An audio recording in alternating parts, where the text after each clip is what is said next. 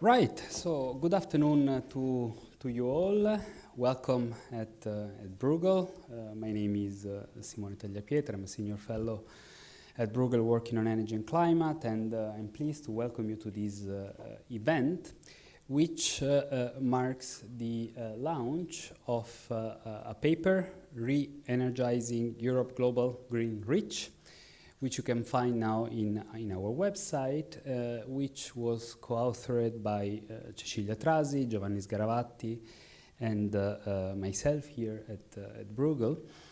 A paper on which we have been working for quite some time, on the basis of, I would say, a very simple idea, that as we move forward in, let's say, the second phase of the Green Deal, two are going to be, in our view, the main challenges.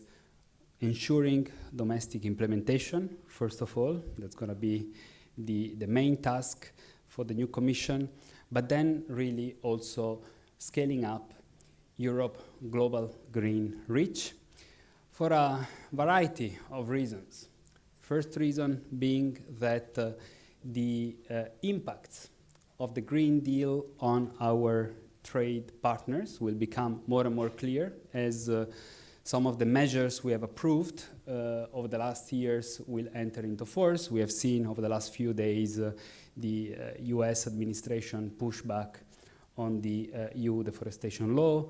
We know very well what has been the diplomatic reaction over the last few years to CBAM.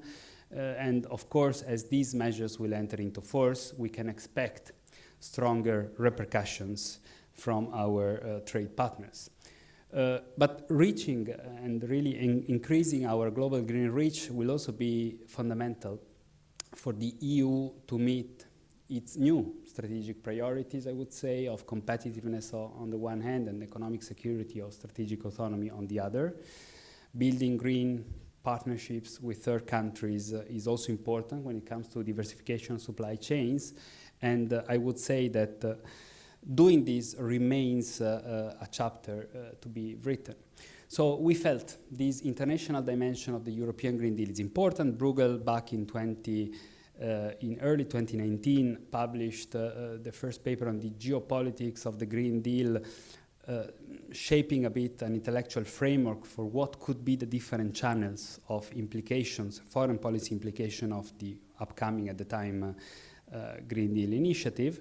And with this paper, we would like to take the next step in view of the new institutional cycle. We will have a presentation of the paper by my dear colleague Cecilia, one of the co-authors, and we will then move into what I'm sure will be a very interesting panel discussions, since we got in the room some of the main, I would say, stakeholders in this space, namely Tony Agotha, Special Envoy for Climate and Environmental Diplomacy at the European External Action Service, Jakob Werksman, Principal Advisor at DG Klima, Head of the EU delegation at the COP, and joining us online from Berlin, Norbert Görinsen, Deputy Special Envoy for International Climate Action at the German Foreign Office.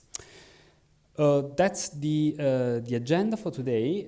Let me just provide you one very quick housekeeping note concerning the fact that any of you here in the room online are free to ask your question using Slido, and the hashtag for today's event is #green. So not a lot of fantasy on our side, but simple and direct.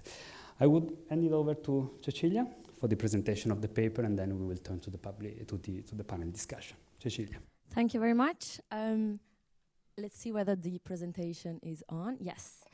Okay, so good afternoon. My name, as Simone was saying, my name is Cecilia Trasi. I'm one of the co-authors of this policy brief that we just published today, together with a third co-author, which is Giovanni Sgaravatti here in the audience.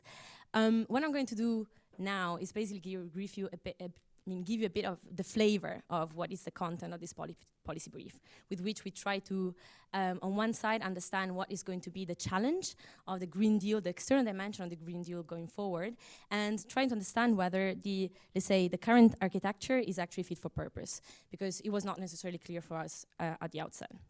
If there is anything that, let's say, 3 main concepts that I would like to highlight, or at least, leave you. So when you leave the room, you can leave the room with, would be first is that the time for an effective green external global, let's say, global reach is now, is as urgent as ever. Second, that the challenge is way more complex. It's way more than just increasing collective climate action at the global stage, given the geopolitical context we live in. And third is that there is room for improvement in the current architecture of the EU Global Green Reach. In fact, why do I say that I would like to move the slides, but it doesn't. Oh, there we go. Yeah? Yes. Why do I say that the time is now? Well, because as in any single discussion around climate policy, always the urgency is the main thing, the main issue. And the reason why I say this is because we have that the remaining carbon budget, so the amount of carbon emissions, dioxide emissions that we can, let's say, inject in the atmosphere in order to stay in line, so within the trajectory towards 1.5 degrees according to the Paris Agreement, is shrinking. So just 4 years ago, we had a certain amount. The IPCC estimated it was around 500 gigatons. And now only 4 years later, we have that this amount has decreased by 60%. The EU is, while being one of the biggest historical emitters, is now accounting only for around 7% of these global emissions, which means that there are other countries that are big contributors, and they will potentially become even bigger contributors going forward. These other countries are especially emerging markets and developing economies, like, for example, China and India. This means basically that while the EU is definitely going to do its homework and deliver on its, say, transition at home, it's not going to be enough, and it has to spur action at the global level as much as it possibly can. Another reason for urgency is the timing, and it's the timing of COP30 in Belém, so Brazil in 2025, during which the countries will have to present their updated national determined contributions, so the plans for emission reductions. And they will be very much like the first evidence of whether or not we are in line with, let's say, the trajectory towards 1.5 degrees or not. And reason for which, again, the urgency for momentum and increased ambitions is as high as ever. It is true that whatever so I said that the EU is going to do its homework by delivering on the domestic transition. That was very quick, but let me just say that that was okay, I will go on and try, yeah. But in the meantime, let me just say that whatever the EU does, it's definitely going to have big repercussions at EU level. Because, why? Because the European Union has clout. The European Union represents the 70% of the global GDP. It's around 15% of the global trade in goods, 23% of the global trade in services, which means basically that whatever the EU does at home is going to have consequences abroad, but also it has a lot of leverage to influence the policies in third countries. And we could see that already, again, for better or for worse, but we could see that already, for example, with CBAM. So we see the presentation disappeared completely. Okay, and we could see immediately with CBAM that has attracted a lot of concern in on one side in third countries that might feel like they're left at the margins because they're going to pay the price for, let's say, the decarbonization objectives of the EU.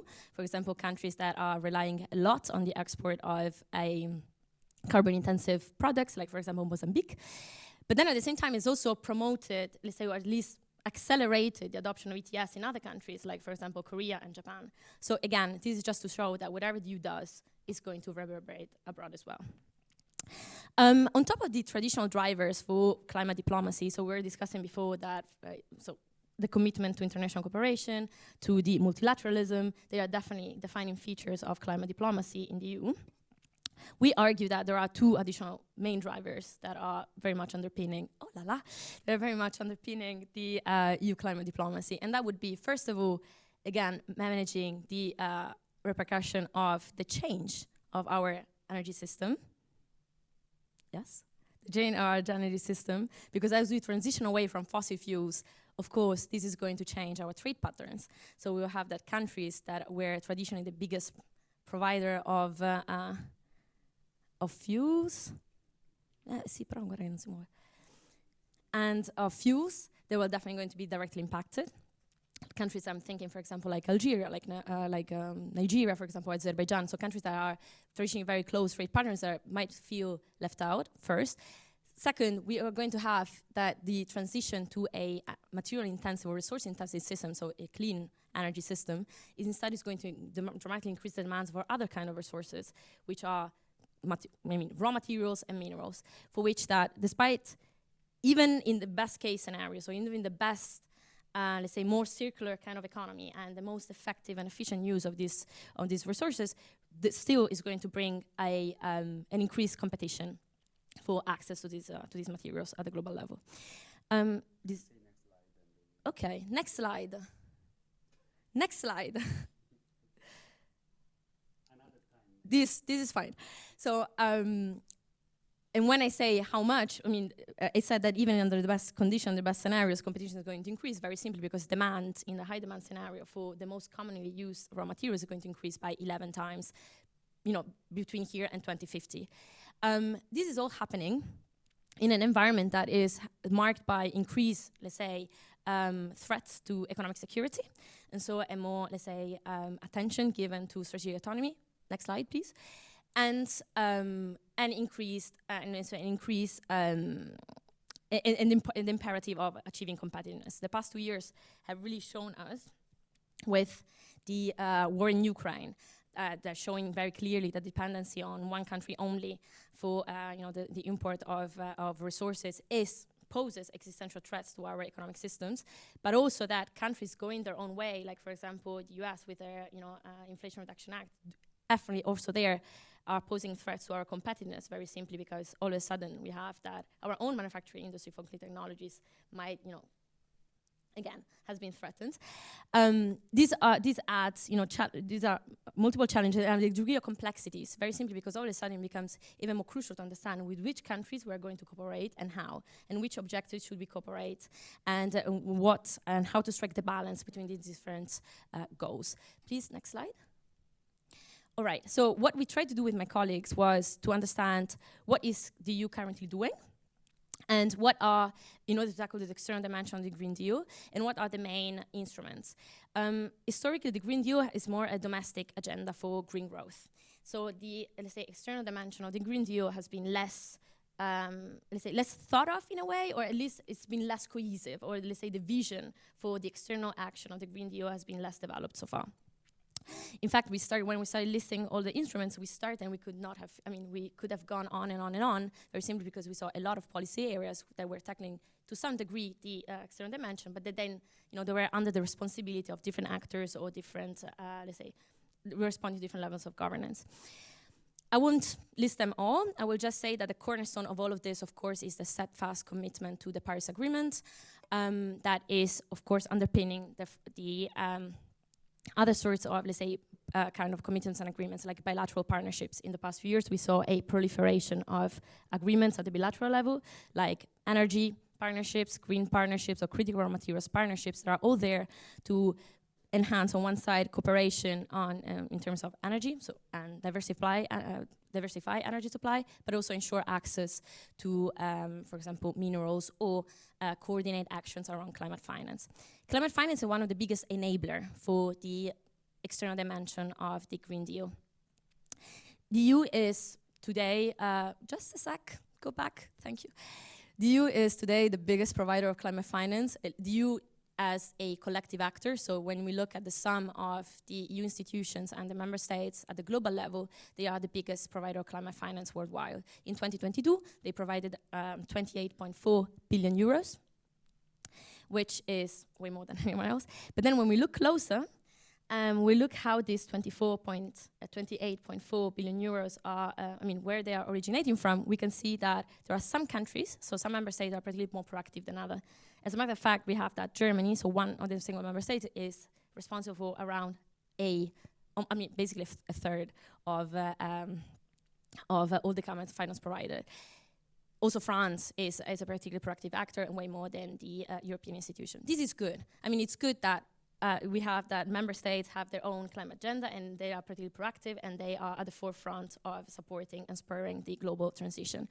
However, it bears the question about fragmentation and cohesiveness, because the problem is that if we have that member states are going alone or they have a very clear national agenda serving their own interests, then at the European level, the question remains, is it all serving one common objective? Is it all part of a single plan or not really? Fragmentation, in fact, great. Next slide, please. Fragmentation, in fact, is one of the major shortcomings that we saw in the current architecture. The other one would be instead the deficiencies. Like several, different levels of deficiencies in the implementations. So I mentioned climate finance, just so that I can link to that. For example, up to date, there has not been one impact assessment, that have been run on the climate finance and the financial flows. So really, it's really unclear whether all the efforts are actually bearing sort of the result. And this really matters, very simply, because if on one side we have that, especially developing countries are asking for more finance, and then developed countries that are more, let's say, reluctant to provide this kind of finance, then you want to make sure that at least the one that is being provided is extremely effective. Up to date, that has not been the case yet. That's not been assessed yet. Another thing that is very important that Simone Tagliapietra mentioned in his introduction is the backlash towards EU green policies. So we have, as I was saying before, anything that is being done at the domestic level has reverberations at the global level. So whether that is CBAM, so the Carbon Border Adjustment Mechanism, or whether it is the deforestation law, we have clear consequences and we have a strong resistance and very often also, let's say, a manipulation of narratives around this with third countries, or particularly some countries accusing the EU of a no-colonialist approach or a neo-extractivist approach, which doesn't help to, let's say, ensure the influence and, again, the clout of Europe in third countries. So, next slide, please. So we have, next slide, please. So going forward, we have listed several policy recommendations that I would summarize around 4 key words, and that would be delivery. So focus on delivery, focus on moving away from targets, and just go on implementation and monitoring this implementation. Second, ambitions. Step up the ambitions towards, push again for new carbon pricing and international green taxation diplomacy. Cohesiveness and coherence. This should go through, this means both having a clear vision for the external action at the European level, but also streamline all of the efforts that are being run, whether it is, so I mentioned different bilateral partnerships, they should be streamlined just to make sure that the narrative that is being presented and the kind of action that are being presented to third countries follow one path only. And finally, leadership, or better, effective leadership that goes through a stronger European governance. You are signaling me that it's fine. Time is up, so thank you very much. Thank you, Cecilia. And this is Cecilia, first event at Bruegel, I think. So this was not the ideal condition with the slides not working, but you managed to go through it extremely well. And as you see, the computer is not working, the air conditioning is not working. Maybe it's just a sign that we need to take a break at Bruegel and go on holiday, as July is at the door. So sorry, but now we will open the windows so that we can have some, at least breathe in the room. So thank you, Cecilia, for the presentation, and I will now move to the panel, and maybe we can start with Jakob because at the start of her talk, Cecilia mentioned the importance of the COP that in Brazil, COP30 will mark the presentation of the new NDCs by all countries under the Paris Agreement, and the UNFCCC defined these as the most important documents to be produced in a multilateral context so far this century. So the question is, what can the EU do to ensure that this next round of NDCs is up to the ambition we need to deliver the Paris Agreement, and what are the tools we can put in place to ensure this ambition, but also the implementation of these plans?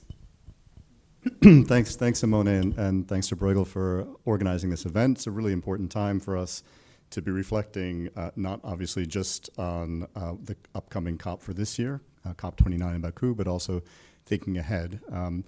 The COP that we held last year in Dubai, the COP in Baku, and the COP in Belém are really seen as a trio of COPs, all part of the Paris Agreement ambition cycle. So you'll recall, I'm sure that the listeners will know that the Paris Agreement depends on its success not on a constant renegotiation of new treaties, but on the idea that the Paris Agreement itself will lead to more ambition over time. And we'll do that by organizing this ambition cycle that requires the international community to confront the science through something called the global stocktake, and to reflect on what each of us as parties can do more to raise ambition to contribute to achieving the goals of the Paris Agreement, which is to avoid dangerous climate change by remaining within 1.5 degrees global average temperature rise. So I'm a multilateral diplomat, so most of what I do in terms of encouraging more ambitious NDCs is what I would say at the wholesale level rather than at the retail level. It's my colleague Tony and his colleagues with the External Action Service that play more of a prominent role, and certainly Norbert through the bilateral efforts of the German government as well, to play more of a bilateral role of engaging each government separately to see what it is that they are doing in terms of preparing their NDC. What I would say about that bilateral diplomacy is that it's very challenging, in part because the more each party is taking their obligations under the Paris Agreement seriously, probably the less influence you will have on their decisions, because their own domestic processes will be going through a process now of figuring out what can we do to retool our policies, to retool our economy, to make sure that we're on a pathway to net zero.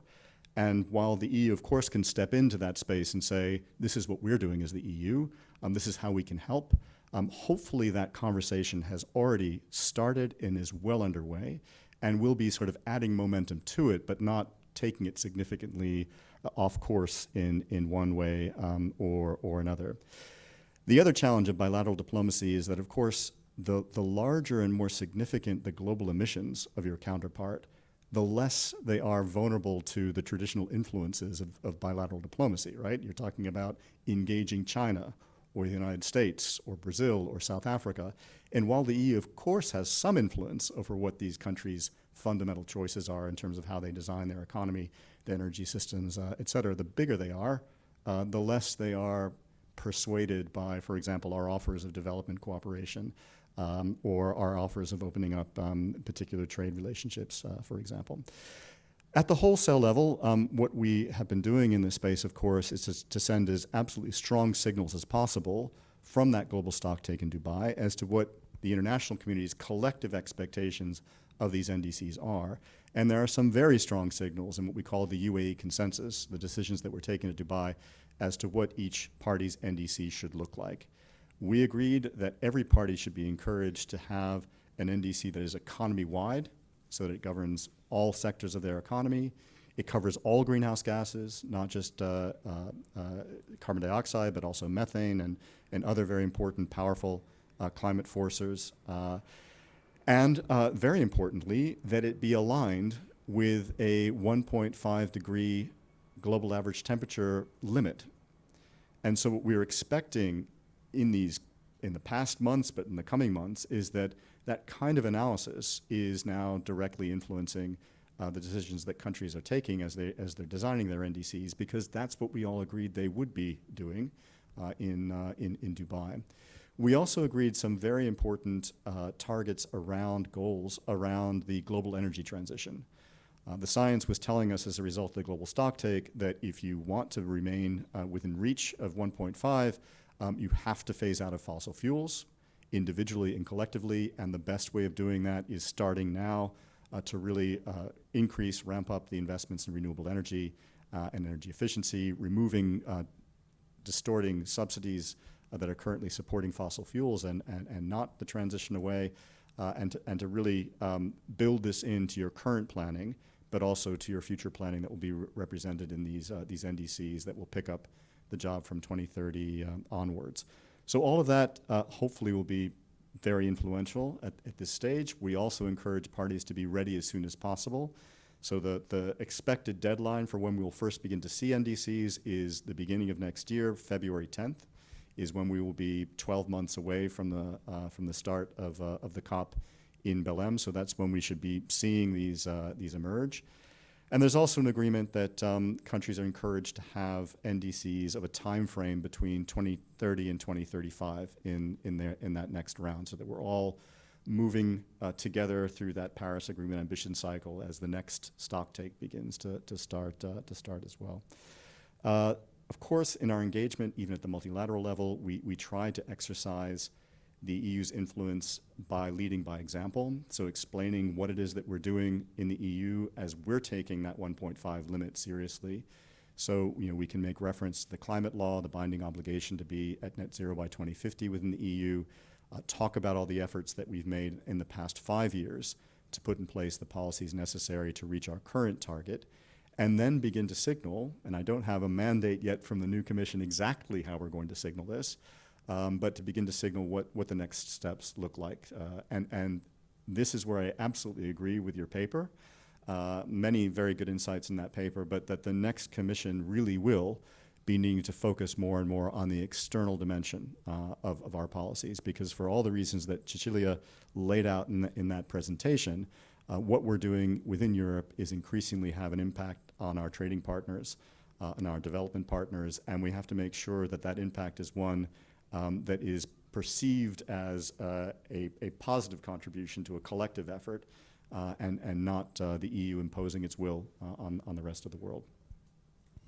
Thank you, Jake. And Tony, maybe we can now turn to you because, as Jake said, when it comes to interacting with, also on a bilateral basis with our partners internationally, you stand at the forefront, being our special envoy for climate and environment diplomacy. And I'm sure you get a lot of questions, maybe also pushback from our trading partners on the Green Deal measures we have been implementing, and we would be interested in getting your sense about where we stand in this field at the moment, and how do you see this conversation moving for the next 5 years? Well, thank you very much, Simona and Cecilia, and also for the excellent report, and I can only echo what Jake has said about the insights in it. This is also part of our recalibration looking forward. I think there's an interesting paradox that if the EU, sometimes you have headlines or have people coming to me and they say, EU's backtracking, you're losing your credibility. Or if the EU is going very fast, you say, oh, wait a minute, you're imposing and you're being a protectionist. So there's a paradox there, and I don't know what the Goldilocks balance is. But I think the first important thing is, and Jake kind of alluded to it, 80% of the Green Deal has been signed, sealed, and delivered. It is in law. We have a climate law, we have a recommendation for 2040, and the dialogue will start with the European leaders about whether or not it's 90% less. The European predicament geopolitically is that we will continue this, so I think that's important to establish. The EU will stay the course. Obviously, when we started the European Green Deal, the first crisis we entered was COVID, and it turned out surprisingly to be an accelerant. Then the war, the unprovoked illegal war of aggression by Russia in Ukraine, was the second accelerant, and where we had 10 stories of the Green Deal, we put Repower EU on the top. Now, when you do this, and this is the kind of the segue into our external impact, when you are a first mover, and that is quite a bold thing to do, that you say, we're not going to wait for the rest of the world, because usually that is the argument. Let's not do it. We can only do it collectively. If we do it, we lose a premium. No, we decided we're going to go forward because science impels us. But when you do so, it means that other countries, even though they've committed to the same commitments in the Paris Agreement, they don't follow that suit as fast as you do. You run into friction. And so we've noticed that, and it started with CBAM. I think that was the first or last talking point, or both, whenever we would speak to other partners. I think the interesting conversation there with CBAM is the first realization of most of our interlocutors that any country that goes into a transition will have to redress the challenge of carbon leakage. You cannot just clean up your own, bless you, you cannot just clean up your own industry and then just pollute everything elsewhere. So our external policies are a logical concomitant to our domestic policies, because otherwise it's just gratuitous, right? We clean up our act and we export our carbon and pollution elsewhere. And as we go forward in that CBAM discussion, bilaterally you will see, and I think, Cecilia, you already referred to this, that the idea of putting a price on carbon is gaining a lot more traction. The idea that you have to redress carbon leakage is gaining traction, also with China, also with Korea and Japan, and even in the US, where they do not have a federal carbon price. You know, California and I think some 13 northeastern states also have a carbon price, but there's no federal carbon price. But in Congress, there are 2 or 3 bipartisan, not bipartisan, but on both sides of the aisle, there are proposals to think about a foreign pollution fee or something at the border, which, by the way, whatever I've seen, would not hold its water with the WTO, as I think ours does. So what we did see in deforestation, and I was involved in that when I was still at the Commission, at the Timmermans Cabinet, you see, if you divide, you have 3 kinds of groups of countries. You have a group of countries that doesn't fully well understand what the proposal is, and that's on us. We didn't explain early enough, and we didn't explain well enough what it was and what it isn't. Then there's a group that is upset because their business model is being impacted, and that's a legitimate concern. And there we need to accommodate, be generous, assist and support as much as we can. And then, of course, there's a group, and these are overlapping groups, that will use terms of green protectionism, because, hey, let's face it, that's the art of diplomacy. It's not, I love you, you love me. These are hard interests that drive this conversation. I'm not so fazed about that last. But I think those first 2 categories are super important. I think we're learning a lot. We're not there yet, so as your paper shows, we're going forward. And there are a couple of lessons there. The first is, as soon as we devise policies for domestic issue, we have to make sure that we even better understand the impacts on our external partners, so that when we have a discussion on the trade-offs, we're aware of what we're getting into. Not as an alibi, let's not do it, because let's not forget, deforestation was done for a reason. Per year, 10 million hectares, that's almost the size of Portugal, is being deforested. 5 million is regrown. So ultimately, it's like the size of Slovakia, Estonia per year that you lose on deforestation. The EU is a big driver, 10% of global deforestation through our consumption of coffee, palm oil, rubber, soy, timber, beef, you name it. That's a problem. We no longer want to be that. So there were good reasons to do it. But as we go forward, we're running into interference, because countries say, wait a minute, we got issues. How are you going to do this? What does it mean for that? Do we have green lanes? It's a complicated piece of legislation. We have to do that better. And the second issue with doing better, and something that you put in your paper, is about the silos.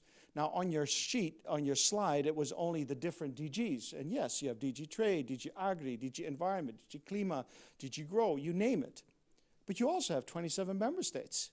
And Norbert, coming from a very big and active member state, will also tell you this. All these member states, and Cecilia alluded to this, have their own interests, their own programs, their own parliaments who demand, so what are you doing with our public money, and their own businesses. So there's also a little bit of healthy competition there. So the question is, how do we move forward in a better team EU effort? I think we're making strides. I think a nice example, of course I'll say this because I was part of it, it was not my initiative, but I was part of it, is we had a mission to China with 4 climate ambassadors, including Norbert, but the Dutch, the Danish, the French, and I tagged along. This was super coordinated with Jake and Jake's team in the Commission, because there's, of course, a high-level EU climate dialogue with China on the top of the commissioners. There's a lot of bilateral working level, and this was kind of something, a little add-on, but it really helped, because we managed, the 5 of us, to express the EU line, and at the same time, the bilateral issues also came forward. That's kind of the team EU approach that works. Another example, I think, and Norbert will probably say something about NDC diplomacy. So I convene the European climate envoys, and that's a motley crew. Some are people like Norbert, some are lead negotiators like Jake, some are not. Mark van Heukelen, my predecessor, my esteemed predecessor, whom I learned a lot from, who's in the audience, already started this. Basically, I think you made this group up. But I'm trying to take it forward, and we're trying to have discussions within that group, which is not a formal group, on how do we do NDC diplomacy. And so then I invite Jake, and I invite DG Klima, and preferably also the cabinet of Hoekstra, to have these discussions and to see where are the blind spots and how can we do better. But I think fundamentally, and I'll end on that, there are two things that are the ways of the world.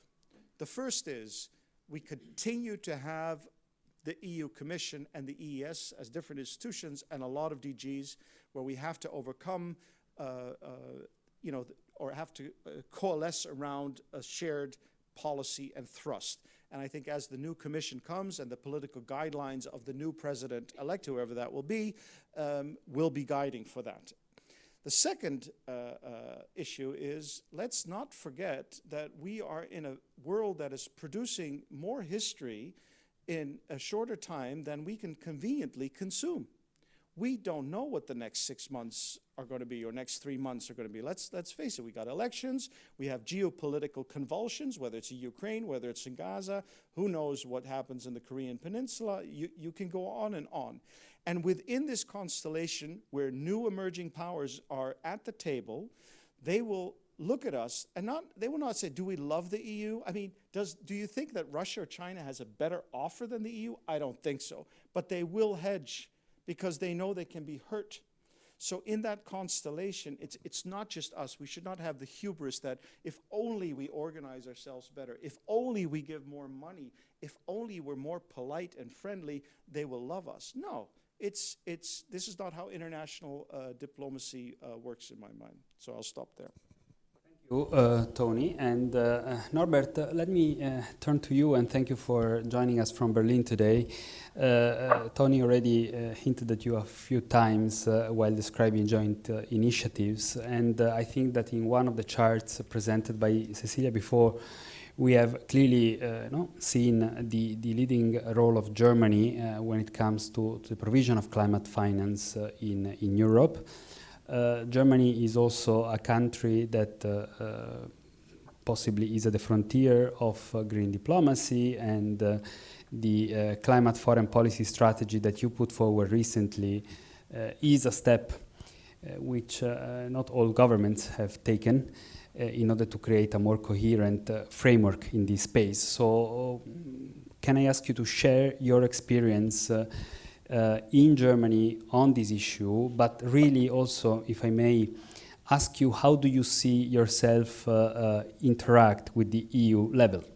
How does this Team Europe approach work from your perspective, given the predominant role you have in this space? And it would be interesting to understand how you relate with the EU coordination effort ongoing in here. Thank you, Norbert. The floor is yours. Yes, thank you. Thank you, Simon. Thank you very much for inviting me, and thank you for the paper, Chiara. I think it really comes at the exactly right moment, because we're now in the process of the reconfirmation of the institutions in the European Union, and the question is around since a while, but it needs to be addressed and answered now, and possibly we can have some impact with what we're discussing here today. First of all, Tony has stolen some of the comments I wanted to make, but anyway, that's just underlining to what extent we are aligned and coming from the same page. Starting with perhaps the German example of a climate foreign policy. One of the things we learned there, and which is really the core of all of it, is partnerships with other countries. And when we talk about partnership, the first thing is really to have a whole of the government approach, and that's why we did this foreign climate policy. It was adopted by the parliament.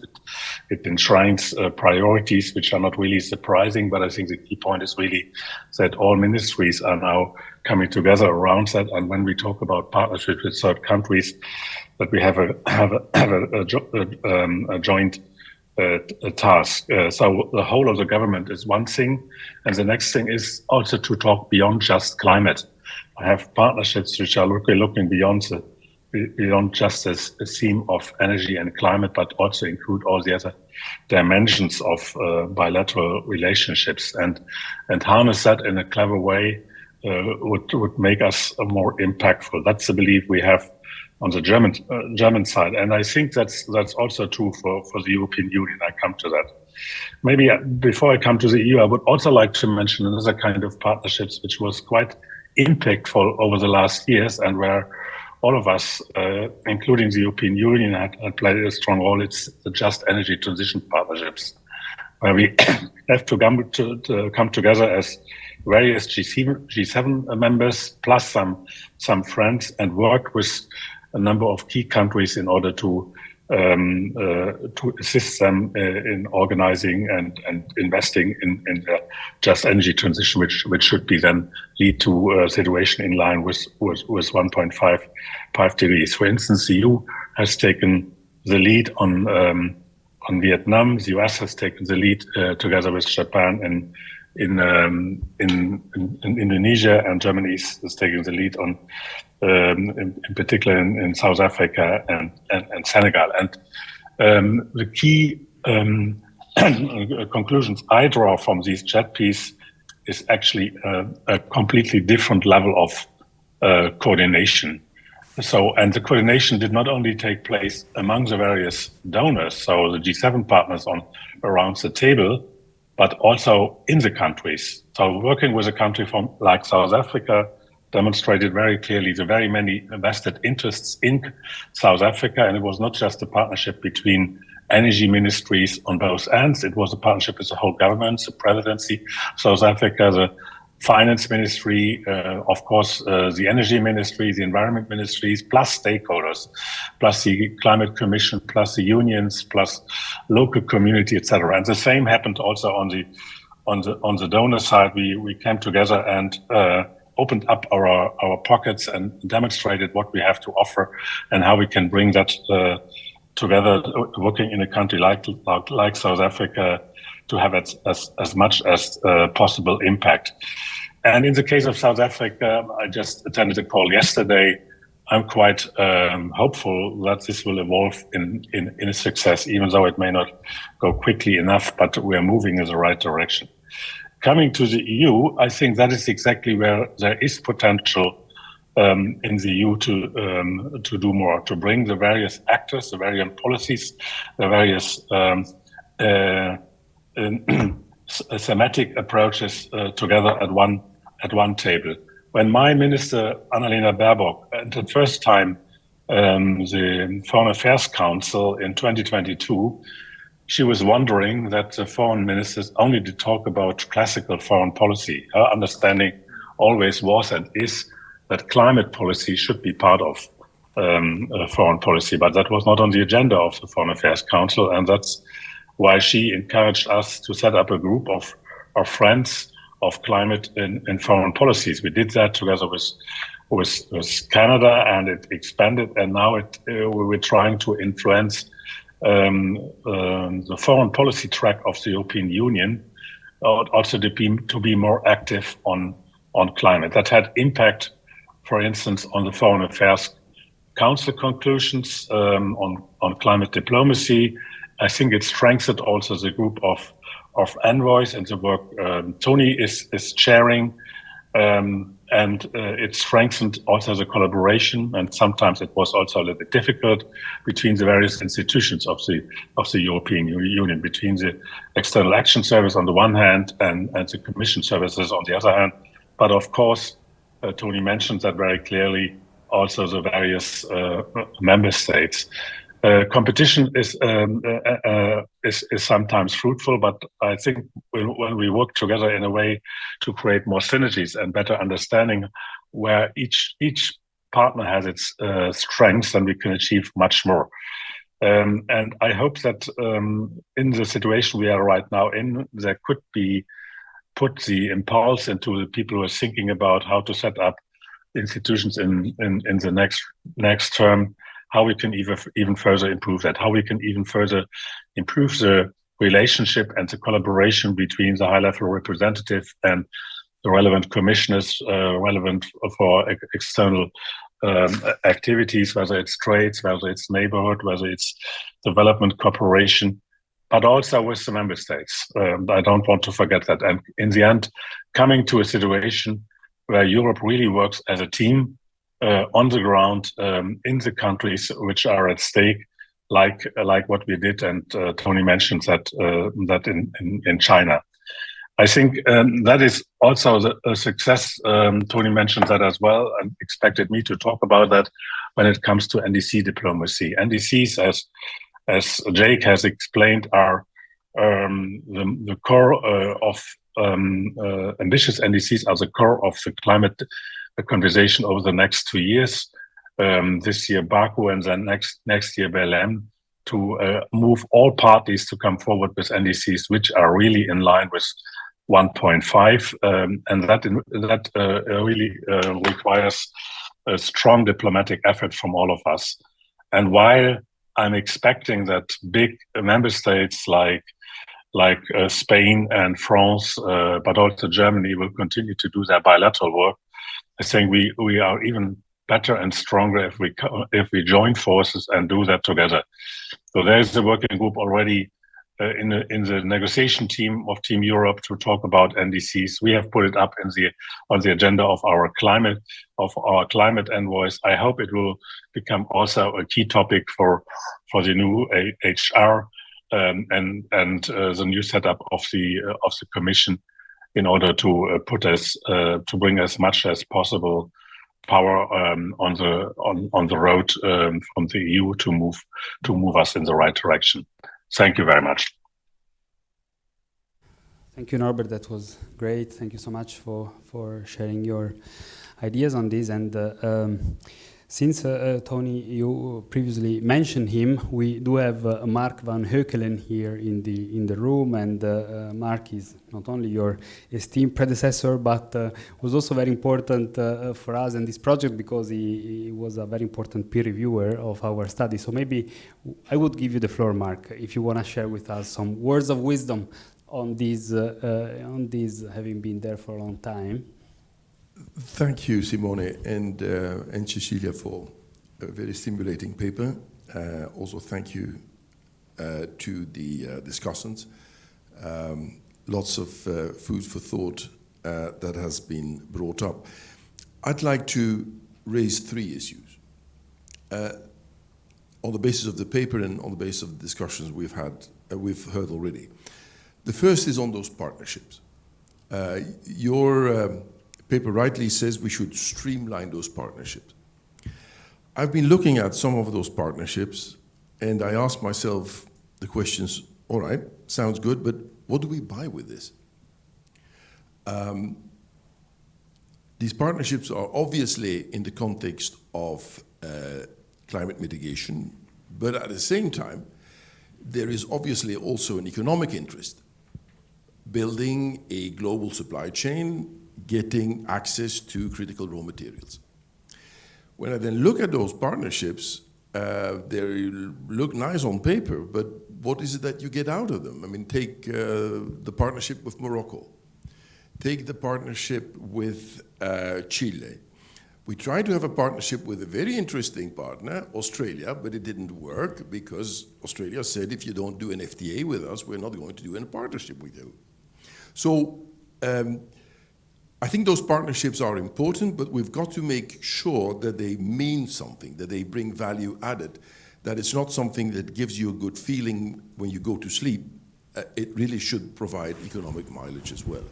And I'm not certain that we are there already. The streamlining is necessary because right now we have green partnerships, we have energy partnerships, we have raw materials partnerships, we have them at EU level and we have them at national level. Could anyone, try and see, what it all brings? Second thing, the next NDCs.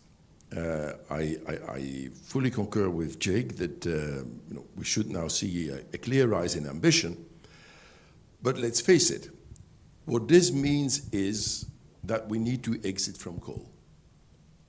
This is an absolute sine qua non for the increase in ambition in Asian countries. And as you know, Asia is responsible right now for 55% of emissions in the world. Norbert has mentioned JETPs. I think they are an interesting model, but Bruegel has just come out with a very interesting policy review, basically saying, well, it's an interesting idea, but it won't work the way it is, because on the one hand, there is not enough money on the table, especially not grant money, and on the other hand, the countries with which we want to do those partnerships actually, in the end, don't want to commit seriously to policy reform so that projects become bankable. So this is an issue I think that we really have to work on if we want to have a bigger, more ambitious level of NDCs. The exit from coal is unescapable, but we should try and see whether we can do a bit better. Final question or issue, and it's in your paper, which is related to the future of energy-intensive industry in Europe. That's going to be a big, big question for the next few years, because I guess that we had the Green Deal and the digital. The next few years will be dominated by competitiveness and something like a new industrial deal.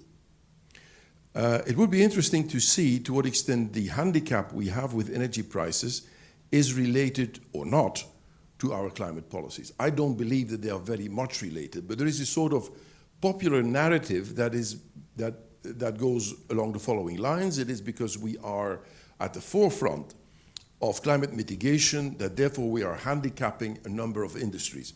I don't believe that that is true, but it is a story that is getting peddled a lot in the media. And it would therefore be good if in your graph you would try and disentangle what the sources are of the energy price handicap and to what extent it is related to climate. Thank you.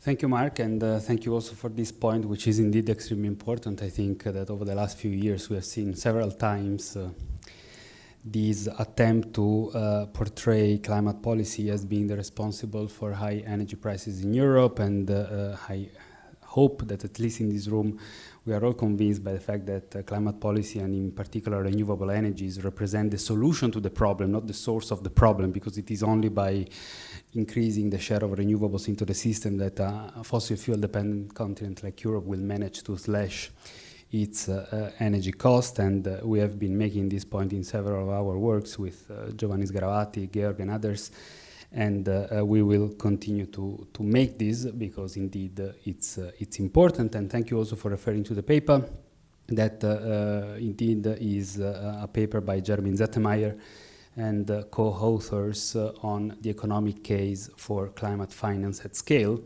in which they have analyzed the role of JETPs and the possibilities to really increase climate finance flows in the coming years.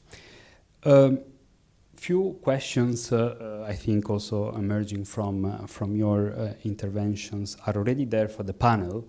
I would maybe open the floor here in the audience if there is any question. I see already 1 and 2, 3, so maybe we can combine a couple of questions also there on the back. Alessio Terzi, former Bruegelian, and then we turn to the panel.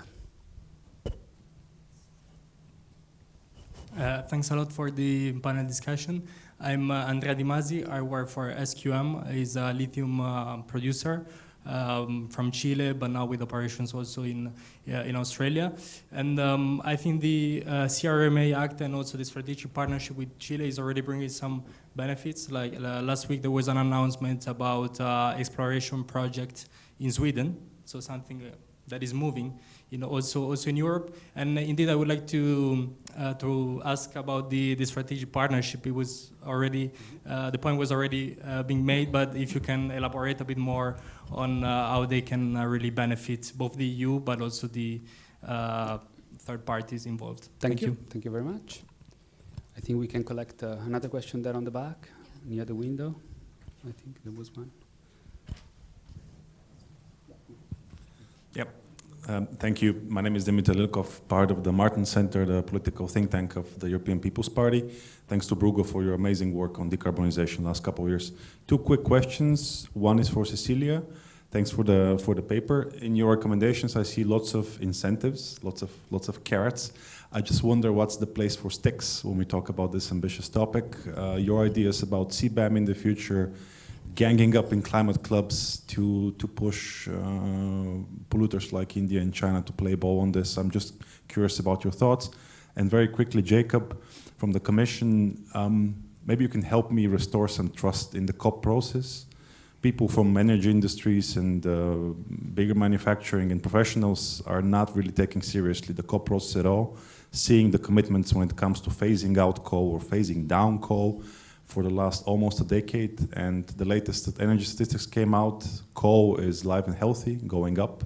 We're not even close to peak coal. We're not close to peak oil, peak gas. How can we take these commitments seriously? Thank you. Thank you very much. We have Kate over there for last question, and then we turn to the panel. Thank you. My name's Kate Abnett. I'm a journalist from Reuters.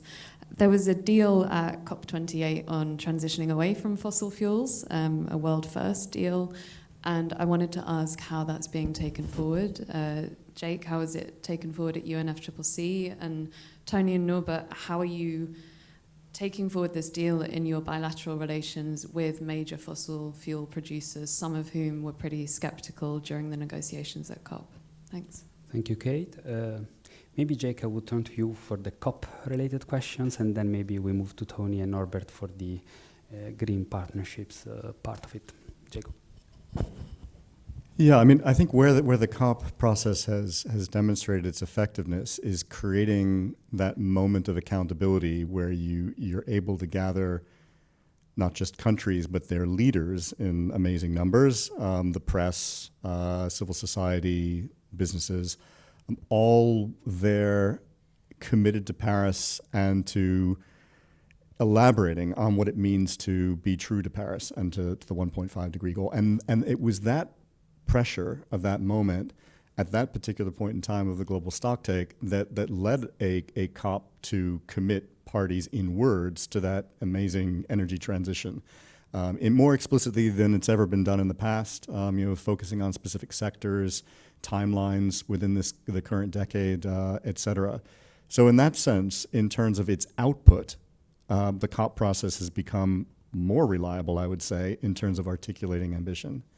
The question is, and you rightly put it, is there a growing gap between what parties are willing to agree at a COP and what they're actually doing domestically? And that is a serious question that I think that we need to reflect on with great attention. The most recent meeting in Bonn showed that it was very difficult to even start a conversation 6 months after Dubai on what the implications are of the global energy targets for example, the upcoming NDCs. But there will be a moment of truth. It will come next year when the NDCs roll in and the Secretariat produces its synthesis report that will take those NDCs, extrapolate what it means in terms of global emissions trajectories if we assume they're fully implemented, and we will either be more or less on track to those commitments that we've made. So I completely recognize the challenge that it's become easier for us to make very ambitious pledges, but the gap between what we pledge and what we're doing is becoming increasingly more apparent. The EU will step into that space, and I think that we will be able to tell a credible story as to how we're taking those pledges seriously, but that's in part because we've been going along this road. This has been the bet that we've been placing in terms of the future of our economy, and others aren't quite there yet, so we have to continue to bring them along with specific examples of how it is that we are taking steps aligned with our global pledges.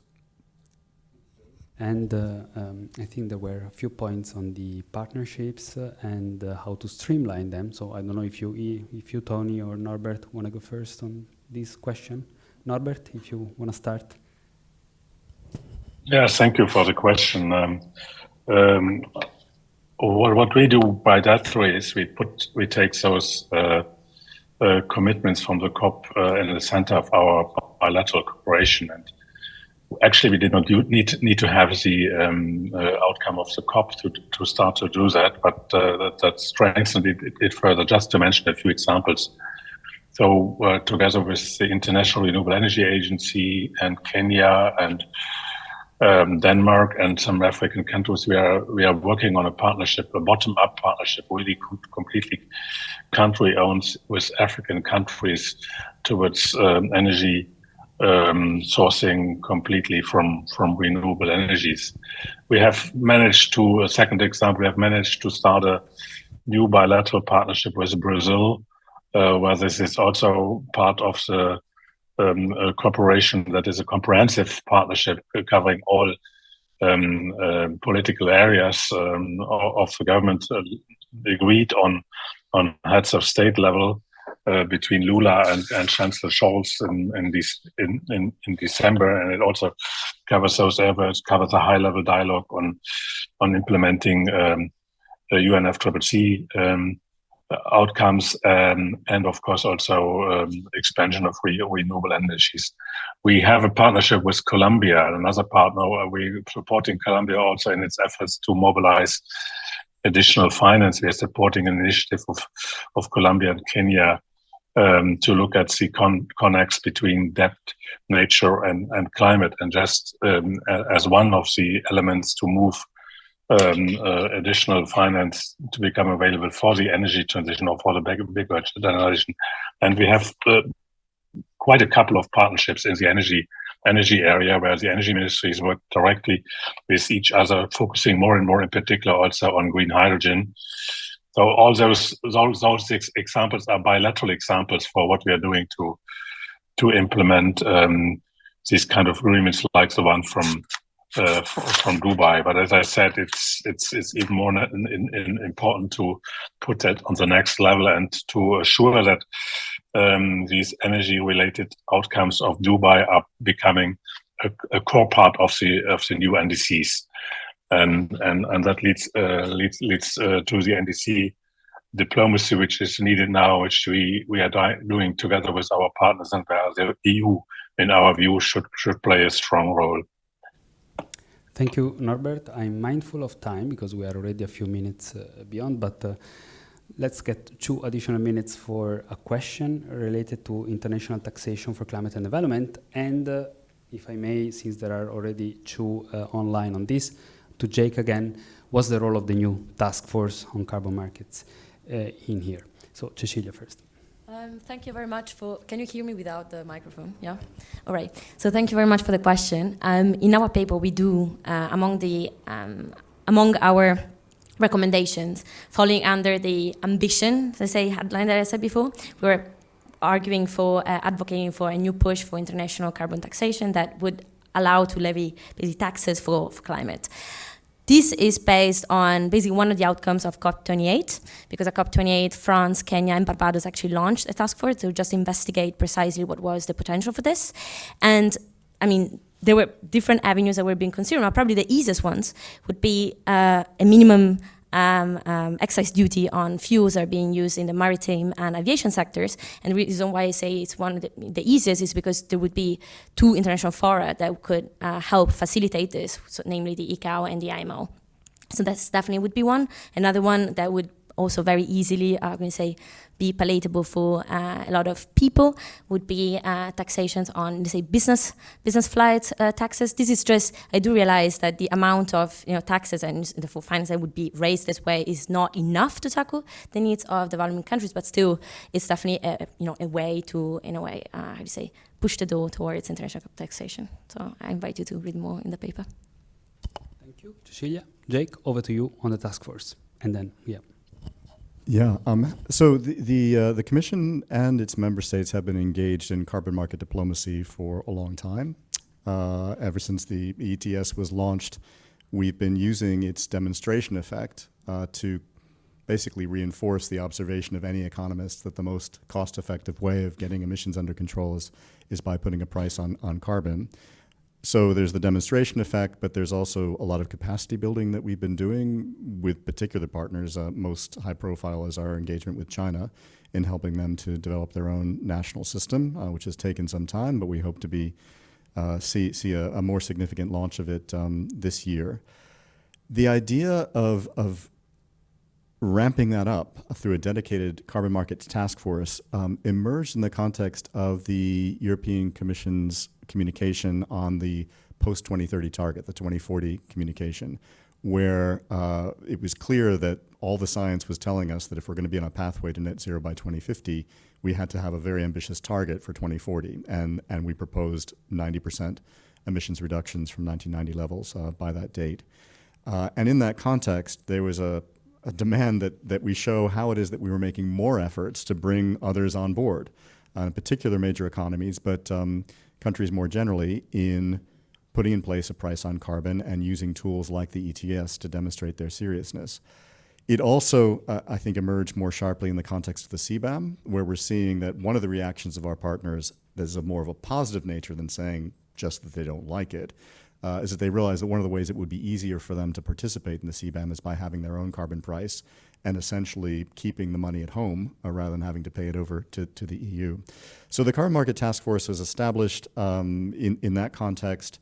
It is going to dedicate more capacity. There'll be 10 members of the task force, and it's an initial 2-year pilot period to basically accelerate our existing efforts in building capacity elsewhere to put in place carbon pricing and carbon markets, but with a new dimension that will also look at those countries, particularly least developed countries and developing countries, that want to be on the potential supply side of carbon offsets, to make sure that they are well equipped to bargain well in any engagements they might have with the voluntary market or the private sector, but also that they fully understand that if they're going to be a part of spreading carbon markets, that they have to ensure that the investments that are being made in their countries to reduce emissions are credible and permanent in their nature when they're reducing CO2. Thank you, Jake. And indeed, we also use the paper to support this course of action at DG Clima, and we very much think that this task force comes at the right moment and should be pursued really in the coming years, because that's what we need in this space. Tony, maybe a final word. Very briefly on the question of the sir there on what the sticks are. I think the biggest stick is our market and our market access. If you want to do business here, there are certain standards you will have to fulfill. That's of course also the grief that we get about protectionism, but that's the logic result of the way we're going. We can't do it any other way. And I think that's such a big stick that also shows the higher the complaint, the more effective, or at least the more bigger that stick is. Coming to the market, and I wanted to end on that, whatever we do, it cannot be government policy alone. The government can be like the regulator and give certain, set the playing field, try to level the playing field as much as possible, make sure that it's fair, that it fulfills WTO commitments. And once the market internalizes this, that's when the transition will be unstoppable, but it cannot come from us alone. And there are early signs that the market is actually going that way. And I think it's instructive to see that when in the UK, the Prime Minister a couple of months ago rejigged the climate targets. One of them was about the ICE, the internal combustible engine, saying that it's not 2030 anymore, that would be banned, but 2035. Who was the first to complain? It was not the NGOs. It was Ford Motors. And why? Not because I suspect that they have any certain love for green or whatever, but they have long lead times that go into decades. They want to make sure that if they invest their money in a certain area, that the regulatory environment stays the same. And so I think that's just one anecdote. There are a lot of other innovations going on. Markets are picking up the signs. As I said, that's why I said in the beginning, we are staying the course. And I think that's the strongest signal to the market. This is where the money is to be earned. And coming to what Mark said about coal, I fully agree. At some point, and that's also our warning to a lot of these states and what was in your report, beware of stranded assets, beware of lock-in. but at some point the renewables will pay for themselves, and we're sure that that's where we'll be heading. Thank you, and that's a message I think we do share. Many of us receiving the question, what's the green industrial policy Europe needs? Our answer often is, well, let's start by staying on course the Green Deal and implementing it, because providing certainty to market is the first thing to stimulate investments also on the manufacturing side. On that note, Norbert, Tony, Jake, thank you so much for being with us today. Cecilia, of course, thank you, and Giovanni, co-authors of this paper. Thank you to all of us for sustaining the heat here and for joining the discussion. Re-energizing Europe Global Green Reach is now yours. Make the best of it. Thank you so much.